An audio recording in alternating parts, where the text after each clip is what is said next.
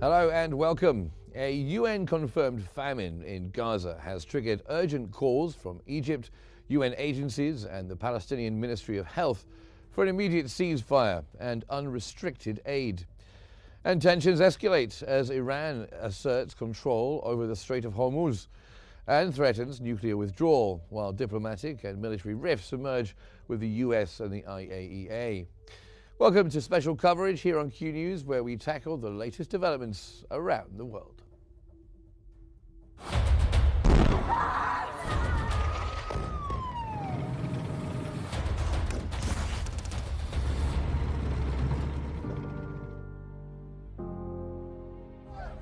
والله العظيم ولا حبة رز، والله العظيم ولا حبة عدس.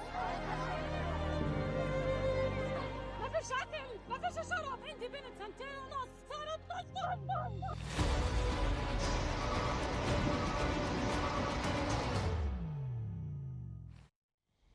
Welcome to the program. Now, Egypt has expressed its profound concern over the escalating reports of famine in the Gaza Strip, officially confirmed by the Integrated Food Security Phase classification.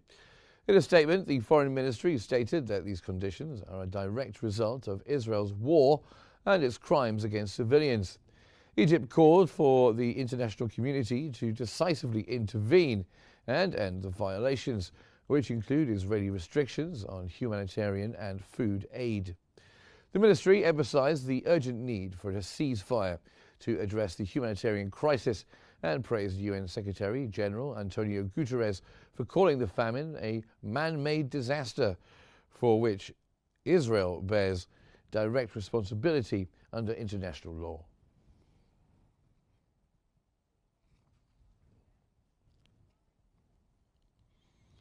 UN agencies have mobilized officials at various levels to urge the international community to take immediate action to stop the starvation and war in Gaza.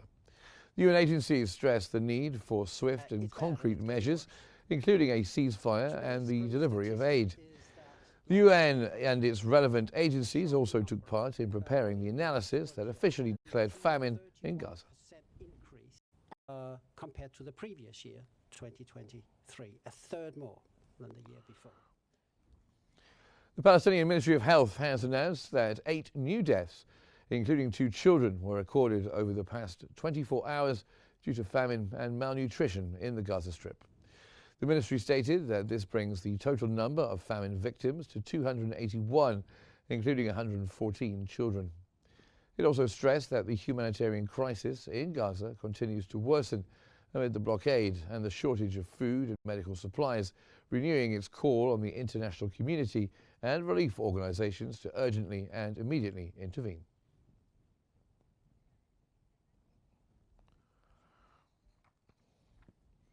UNRWA has called on Israel to immediately allow the entry of humanitarian aid into the Gaza Strip, stressing that its warehouses in Jordan and Egypt are stocked with essential supplies sufficient to fill 6,000 trucks. The agency stated that the famine can be stopped by reversing the ongoing catastrophe and flooding the Strip with massive UN aid. Following the United Nations official declaration of famine in Gaza, the first of its kind in the Middle East.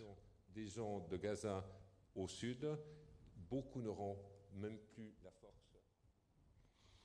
Amid Gaza's ongoing suffering, Egypt emerges as the lifeline, delivering aid, healing the wounded, and mobilizing nationwide efforts to sustain hope for Palestinians.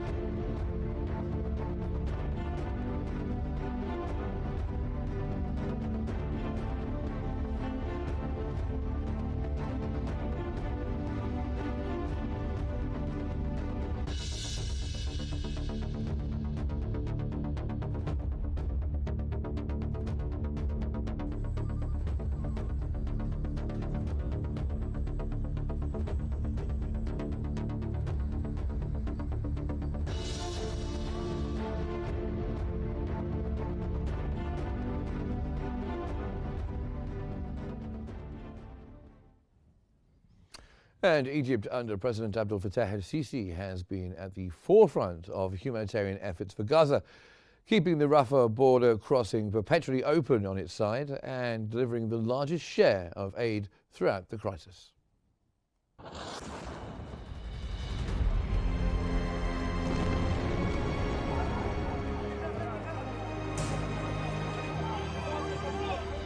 معبر الرفح مفتوح على مدار ال 24 ساعة في السبعة أيام في 30 يوم. From the very first days of the Israeli aggression on October 7th, 2023, President Abdel Fattah el-Sisi has moved swiftly. In a statement at the Long Live Egypt and Palestine conference on 23rd of November 2023, he affirmed that كان القرار باستمرار فتح معبر رفح البري لتدفق المساعدات الغذائية والطبية والوقود. Driven by the directives and compassionate leadership of President Abdel Fattah el-Sisi, Egypt has become the largest single contributor of aid to Gaza. President el-Sisi has repeatedly stressed that Egypt remains committed to humanitarian relief. Approximately 80% of all aid entering Gaza is provided by Egyptian entities. قال كلام كتير على إن مصر هي السبب. لا. Egypt has repeatedly coordinated agreements with UN agencies, including UNRWA, as well as the Palestinian Red Crescent, to ensure supplies enter Gaza safely and under supervision. In April 2024 alone, nearly 20 tons of medical supplies, 10 tons of fuel, and 123 tons of food, and 26 tons of water, along with ambulances and tents, crossed via Rafah. Under Egypt's humanitarian initiative, Egypt has facilitated the flow of aid by air and land, transported thousands of injured Palestinians to Egyptian hospitals, established field hospitals in Gaza, and helped vaccinate children. وكذا استقبال الجرحى والمصابين على الرغم من ضراوة وشدة القتال، إلا أننا حافظنا على استمرار فتح المعابر.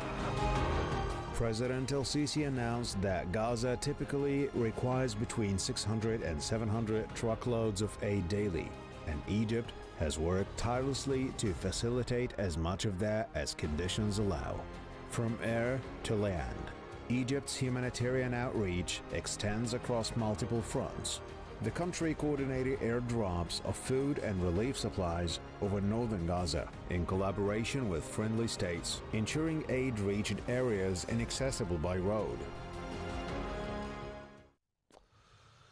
Now, we're joined from Ramallah by the political analyst, Dr. Ashraf Aka, who's joining us now. Thank you very much for being here with us on Q News. And we were just hearing there in our video that not only Egypt trying to help negotiate a ceasefire in Gaza, but also helping with the humanitarian aid to get it into the Gaza Strip. How much of that is happening at the moment?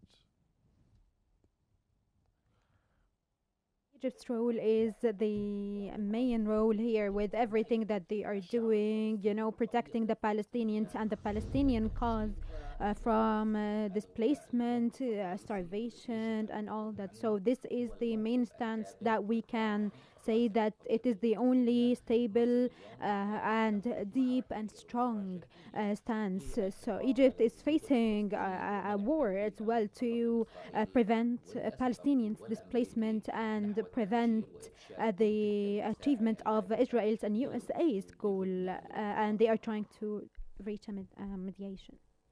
And of course, we had the UN declaration officially of famine that has been announced. Famine is official now in the Gaza Strip. What is your perspective on that? And isn't it quite late?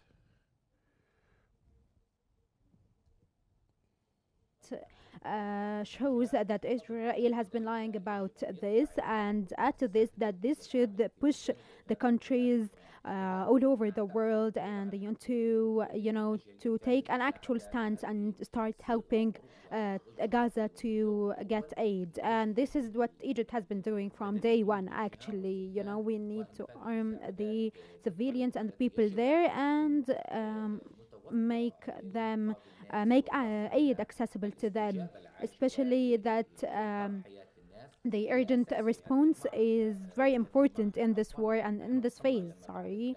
And we have reached beyond a crisis. So after this declaration today that the UN has declared, this is a very dangerous declaration actually, and it shows how things are hard and bad in Gaza.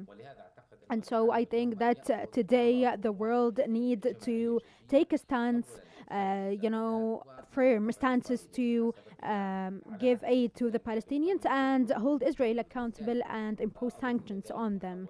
And also, in addition, Israel has also been blocking aid and they are taking over. And so after this should make the countries hold Israel accountable and impose sanctions on them, either individually or as a group. And they need to pressure Israel to reach a ceasefire and to comply with the international law. Yes, and UN Secretary General, of course, has called this a man-made disaster. Are there more actions, specific actions perhaps, that the international community should be taking now?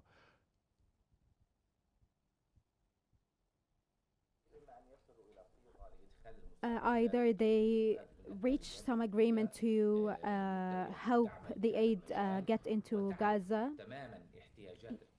They are working they need to start to know all the needs for the Palestinians. They need electricity, clean water, they need food, they need drugs, and so they either do this or hold Israel under the 7th Amendment. They need to hold Israel accountable because without this, Israel, it doesn't comply to the international law then, and we need to collect all the countries, and they need to act as a group to release the blockade on Gaza. This should happen very fast, and it should be the UN's decision, and the world shouldn't stay put and wait for America's pressure or stance. USA also needs to be held accountable for what's happening and for not pressuring Israel. So yes, the USA actually needs to be held even more accountable than Israel because of everything that they have done, and so they need to be boycotted by countries all over the world, because the USA is what's helping Israel not respect the international law and not respect the UN's rules and decisions.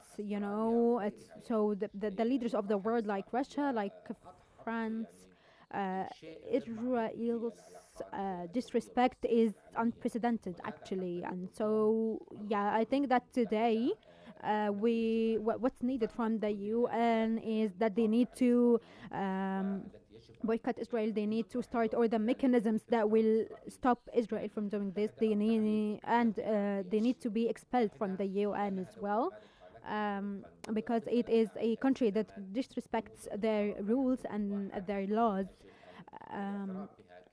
So yes, recognizing it was the reason we reached this. And so Israel, since day one, has been disrespecting the international laws, and so we need to hold them accountable as well as the USA and boycott them politically, economically, diplomatically, because this could make things change, especially that in the USA they are reaching, they are, walking towards a reduction of the famine that's happening. Okay, and we've just been seeing some heartbreaking images of starving children from Gaza. The world has seen these images, and perhaps some people have started to speak out a little bit more loudly after seeing the images of these children in the Gaza Strip. Israel, however, says that these pictures are faked, they're not real, it's a lie, and there is no starvation, there are no starving children in the Gaza Strip. How sick do you have to be, not only to starve the people in the first place, but then lie about the pictures? I mean, what is the world to make of how Israel is behaving? yes, this, this lying and everything that they are doing, Israel and the USA. And so a few weeks ago, they had a visit to Gaza and to start human Gaza to free themselves of being held accountable for this famine. And so the UNICEF's report and the PCI and other international institutions, WHO and the International Food Institution also, there are tons of reports that have talked about the famine and the crisis that they are facing. WHO also talked about it. And so it is not only about the famine, it's also about the aid that's not getting to them. And we have also humanitarian institutions and commissions. This all shows and it proves how bad the situation is. But then Israel comes out and says that this is a lie. And so today the social media, the international opinion, everything that has been documented shows the Israeli hostilities. So today Netanyahu is preparing for an operation to seize Gaza. And he's following Hitler's Hitler's path actually. These are neo-Nazis. And yeah, of course, the world will hold them accountable. And the hate wave today for Netanyahu and for the Israelis, it is very clear now. They are rejected from everything, and they have been, excluded from everything, from sports, from arts, from even traveling. And so they are denying this famine still. And there are some directors that have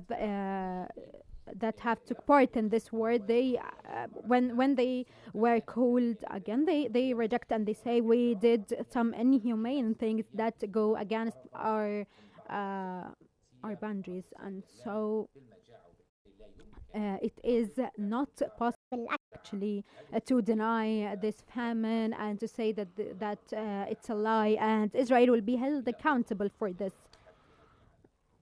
Well, indeed, we can hope that they are at some point. You mentioned there the new military actions that Israel is going to be taking. Do you think that Israel will be occupying the Gaza Strip fully in the coming hours? And also, is there anything that the world can do to deter Netanyahu of going forward with this crazy objective?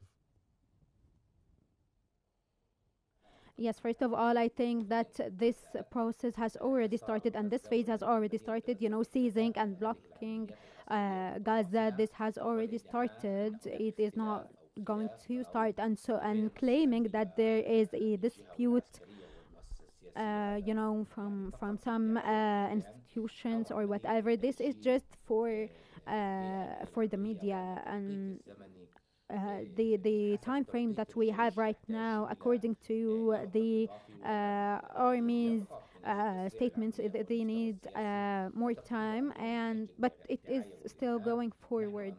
We are facing a massacre. We are facing displacement. There are intensified strikes and seized right now. These are all parts of this process. So yeah, I'm not counting on the countries, to be honest.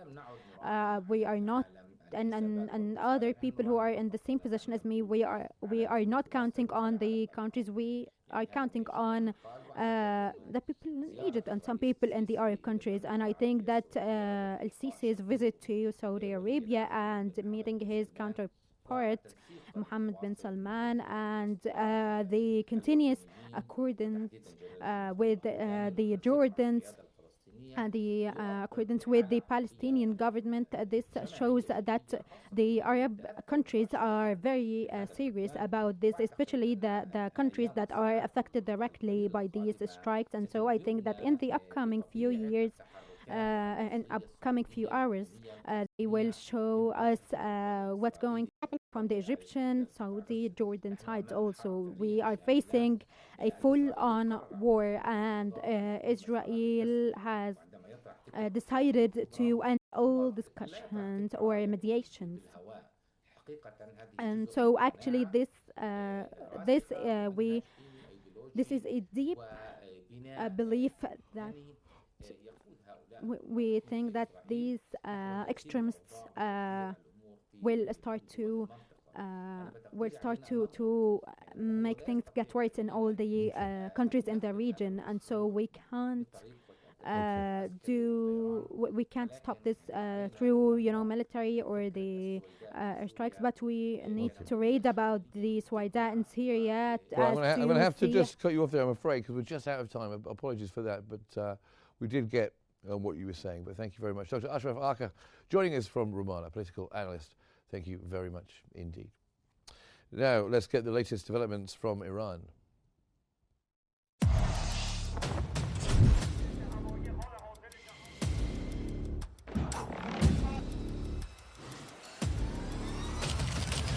We're trying to make a deal so that there's no destruction and death.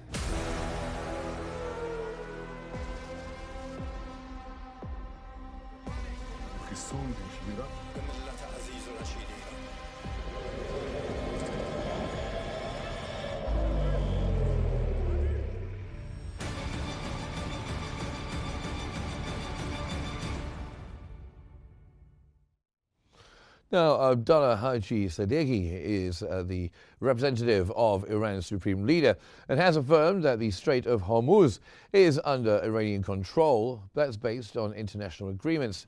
He added that if there are any threats against the country's interests, Iran may impose restrictions on the passage of hostile ships through this strategic waterway.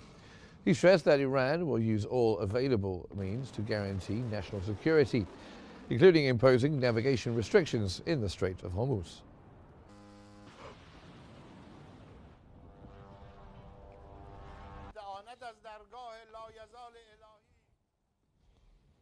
Also, Iran has hinted at the possibility of withdrawing from the Nuclear Non-Proliferation Treaty, the NPT, if nuclear negotiations with the E3 countries fail.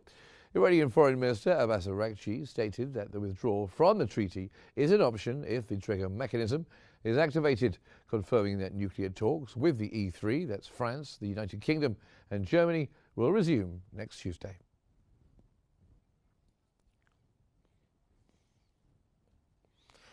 US President Donald Trump's administration has dismissed Defense Intelligence Agency Director General Jeffrey Cruz. Cruz, who has led the agency since early 2024, was removed following the agency's preliminary assessment, stating that the US strikes on Iran in June only delayed its nuclear program by a few months. And we're going to watch the security concerns, and we have buyers, American buyers. We have American buyers. The Associated Press reported that threats by Iranian officials to arrest the Director General of the International Atomic Energy Agency, the IAEA, Rafael Grossi, have further complicated negotiations between Tehran and the agency. According to the report, Iran warned that Grossi would be arrested if he entered its territory, adding to the complexity of the ongoing talks.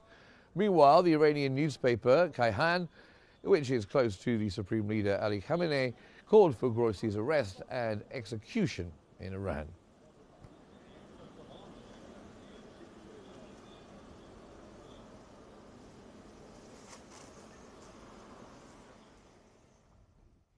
Now, for more on this, we're joined from Cairo by the Iranian Studies professor, Dr. Mohammed El-Sayed Abdul Momen. Thank you very much for being there with us.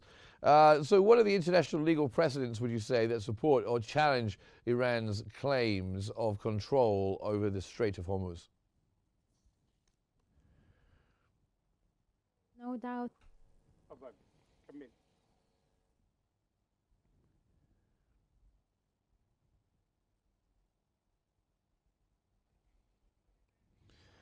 So I believe you didn't quite hear us there. I'd like to ask the question again, Doctor. What would you say are the international legal precedents that support or challenge Iran's claim over control over the Strait of Hormuz?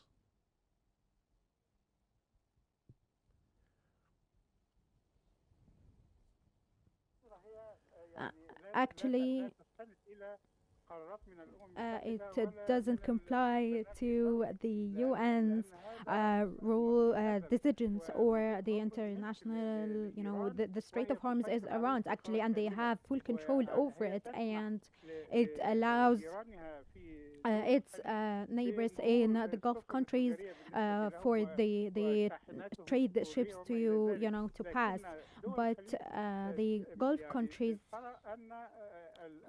see that and think that this strait is an Iranian strait, and it is named after who built it, Hormuz, and Hormuz is an Iranian name.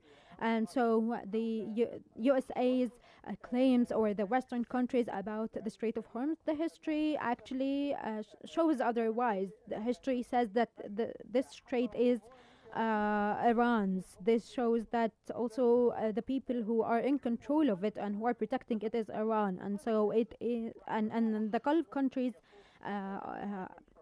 say this, and so no Gulf countries say that they are also partners in this strait. And so of course they are allowed to pass their ships and convoys also, because these countries that get us petrol are near the Gulf beach. And so there is an agreement between Iran and the Gulf countries for for allowing the Gulf countries to pass their ships and their convoys under the protection and under the control of Iran.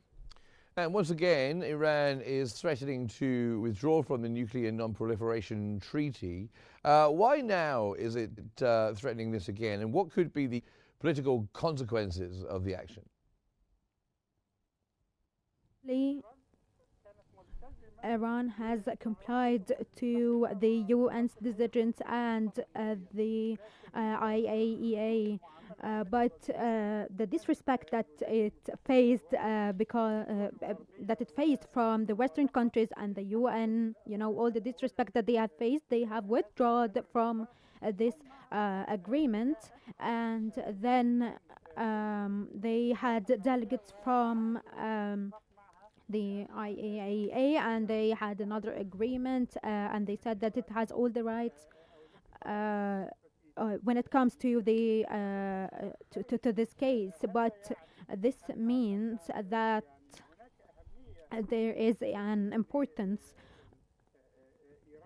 for Iran to stay to stay connected, to stay in the agreement, because it helps with its nuclear operations. But it has declared more than once that it uses it for peaceful reasons and not to destroy anything or to use it for military purposes. Well, thank you very much. I'm sorry we didn't have longer to talk to you. Perhaps we'll talk again at some time soon. Dr. Mohammed El-Sayed Abdul Momen from Cairo, joining us, Iranian Studies Professor. Thank you very much indeed. Now that brings us to the end of tonight's special coverage. Don't forget you can follow Q News on our social media platforms if you haven't already. What have you been doing? At Q News EGY is our handle. You'll find us on all of the big social media platforms. Thanks very much for watching. Have a very nice evening.